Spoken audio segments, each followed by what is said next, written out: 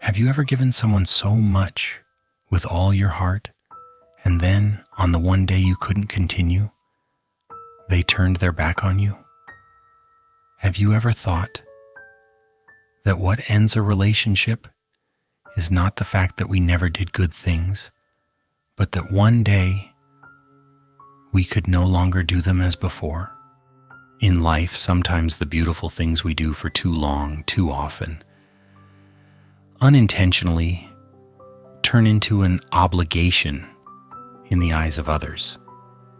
Instead of feeling grateful, they see it as something that should always be there. And when that should disappears, they feel betrayed.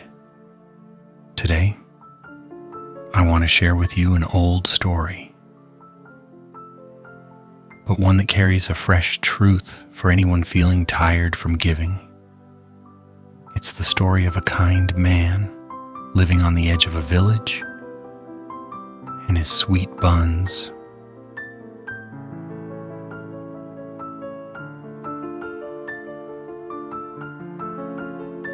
Long ago, in a small village nestled against the hillside, there lived an old widower, alone in his modest home.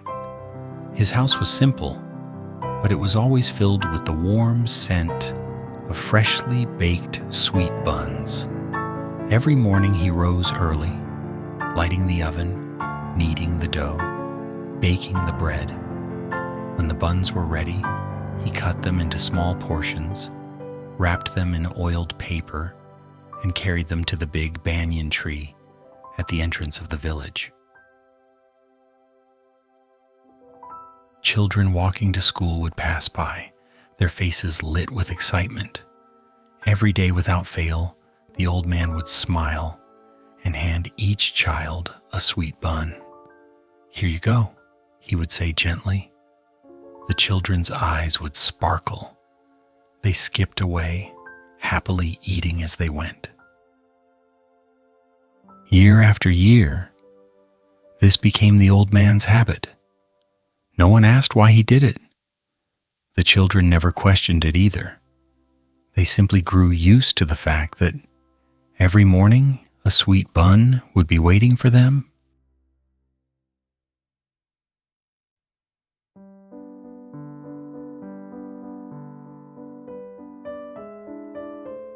Then one harsh winter arrived. Heavy rains, cold winds, poor harvests, flour became scarce. The old man couldn't afford enough ingredients. One morning he sat under the banyan tree, his hands empty. The children came running. "Where's the bun?" one asked. He smiled sadly. "I'm sorry, my flour is gone. No buns today." There was a moment of silence. Then one child frowned. "Why are you being stingy? You must be keeping them for yourself." Another joined in. "Yeah, you're not as nice as we thought." Within moments, the whispers spread through the village. Some claimed he had changed.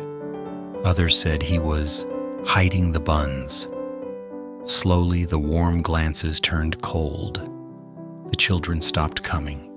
The old man still sat under the tree morning after morning, his hands empty. Not because he was angry, but because he understood. The story wasn't over yet.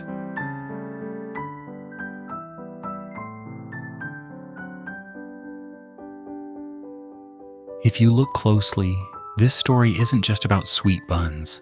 It's a metaphor for all the good things we give in life.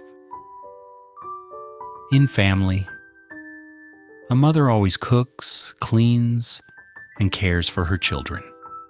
One day, because of illness or exhaustion, she can't do it. Instead of sympathy, she might hear complaints. "Why didn't you cook today?"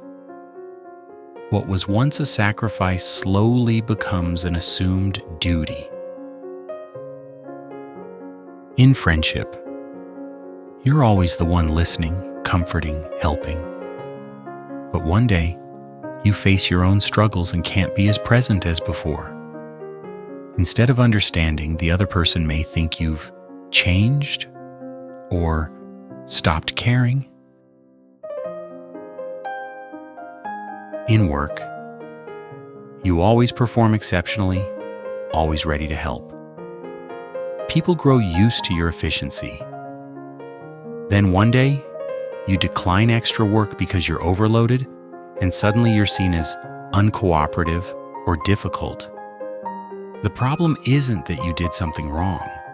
It's that when good deeds become routine, the recipient stops seeing them as gifts and sees them as your obligation.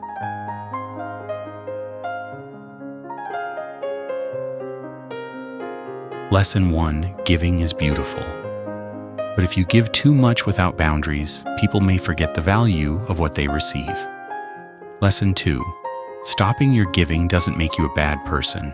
It simply reveals who truly values you and who only values what you give. Lesson 3: we should also ask ourselves, are we being like the children in the story? Have we begun to see someone's kindness as something we are entitled to?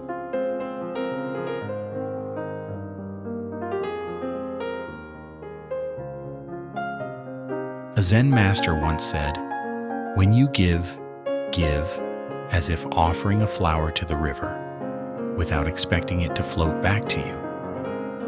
To give without attachment means not letting your joy depend on the receiver's reaction.